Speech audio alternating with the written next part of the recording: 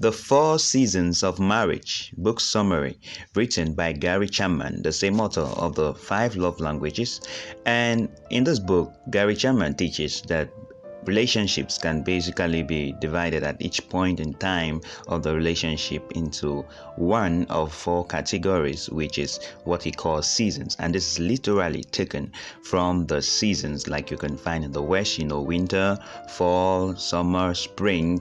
And when you divide this like this, a relationship in summer, he describes, is a relationship which is experiencing the joys of summer. Like we know summer means warmth, heat, and fun and laughter, and that is relationships that are in the summer season are experiencing all the joys and fun, and they feel like they are the best.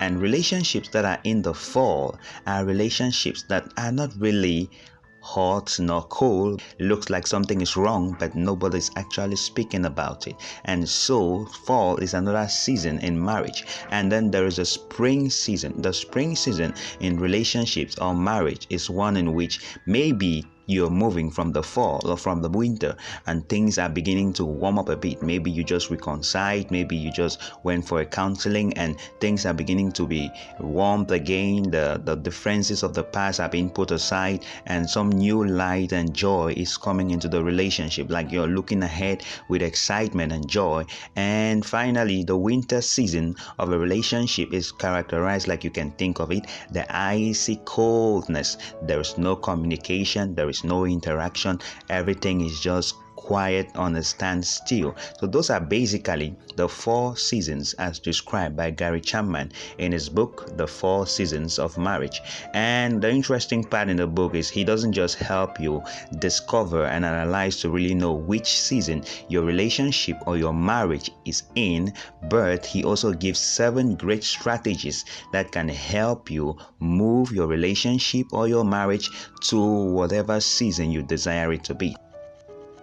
This book is definitely the go-to book if your relationship is in a particular situation you're not really getting the best out of it. And usually when I read this book, I thought many divorces could have been avoided if people could just commit themselves to picking up a book like this and abiding to the principles that he teaches inside. So a quick run: a winter relationship, like it describes, when a relationship is in winter, the emotions are characterized by hurt, anger, disappointment, loneliness, because you can imagine that icy coldness of winter, and the attitudes are negativity, discouragement, frustration, and the usual actions of people that are experiencing winter in their relationship is destructive, speaking harshly or not speaking at all, or just violence. So people are detached, and that is the characteristics of winter. But the 7 strategies he gives are enough to get your relationship from winter to spring or summer.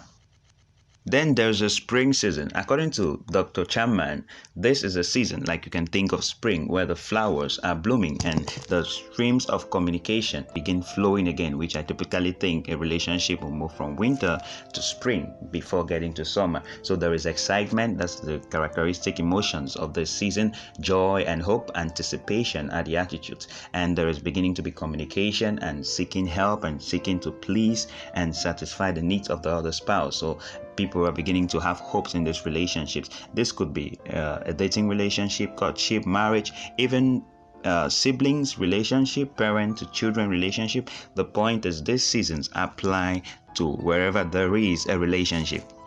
Then there is a season of summer, which is like the apex of happiness or joy or satisfaction and accomplishment in connection in the relationship. And one of the key attitudes that you'll find in a summer season relationship is the commitment to growth, and the actions is communication. What actually makes this book very interesting, because he doesn't just write, but as an experienced marriage counselor for over 30 years, he actually has many stories and experiences here of couples testifying to the experiences which they can identify their relationships in. And summer is very much characterized by communication, and here spouses are comfortable and they easily resolve conflicts, and things that should have looked like very serious to cause trouble are easily handled because there is that communication. And then lastly, there is a fall season. Like you would suspect, this usually should precede the coldness of winter. And fall is a little bit like winter, but not yet winter. You know, there is the characteristic emotions of fear, of sadness, of dejection, resentment. You know, there is like an elephant in the room which is not being addressed. And there is that concern, uncertainty, neglect. And so in this season, couples begin to drift apart. And what really intrigued me at this part was many relationships that were in the fall did not really know they were in the fall until they found themselves in the season of winter, because people begin to disengage, they begin to drift apart, especially couples which have children. They don't really notice that something is wrong, but communication starts dying down. They are caught up in all this routine, and then they wake up one morning and one spouse realizes that the other has filed for divorce. They are unsatisfied, but they have never really communicated about it. It's interesting because it provides a seasons test inside which you can actually check to actually come out with exactly what season your relationship is in. So a quick rundown through the 7 strategies which he shares, which I was really impressed with. Strategy 1, to deal with past failures, because just like I mentioned about 4, the elephant in the room. Strategy 2, choose a winning attitude, because your attitude is what drives your relationship. Strategy 3, learn to speak your spouse's love language. If you've read the 5 love languages, this is pretty easy for you. And strategy 4, developing the awesome power of empathetic listening, which is very characteristic. What causes the lack of communication when in a communication we are not really listening to listen and understand, but listening just to reply. So strategy 4 is to develop the awesome power of empathetic listening, and strategy 5 is to discover the joy of helping your spouse succeed.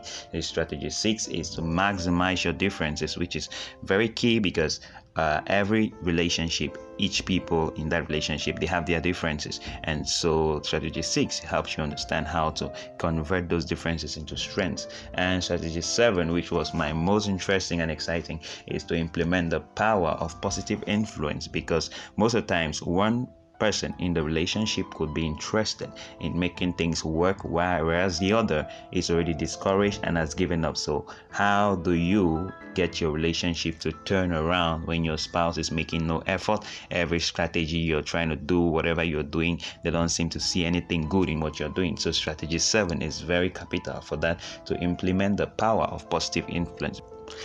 Finally, he helps you with a plan to actually put the strategies which you've identified, which will help your relationship get better. And also there is the 4 Seasons of Marriage study guide in this copy. So it's really a great read for everyone in a relationship, everyone aspiring to be married, and particularly for every relationship or marriage which you're not really feeling like you're getting the best out of it.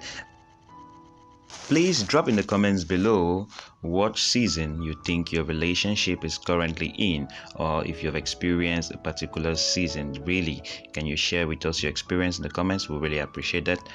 So yeah, that's my summary of the 4 Seasons of Marriage, Secrets to a Lasting Marriage, written by Gary Chapman, the same author of the 5 love languages, which you can find here. I hope you enjoyed it. I'll encourage you to get a copy and to read and improve your relationships, and in any way possible that you can. So thank you so much for watching. If you like this video, hit the thumbs up button, subscribe if you haven't yet done so, and see you in my next video.